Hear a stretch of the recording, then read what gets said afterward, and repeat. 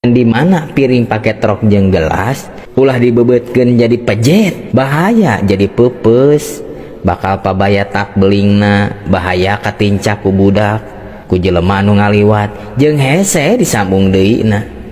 Buburu entepkeun kana wadahna sina rapih deui.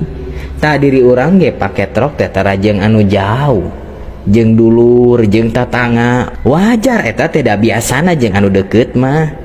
Aya wae we picacapekeun teh, pirungsingeun teh aya wae, keun we da hirup nya ngaranna oge.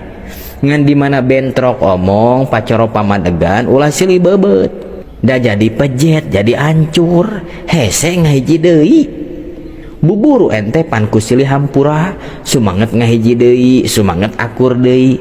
Hade goreng jelema mah ku basa, leuleuskeun hate masing-masing ngobrol anu hade, silih hampura, insyaallah beres roes deui kahirupan teh.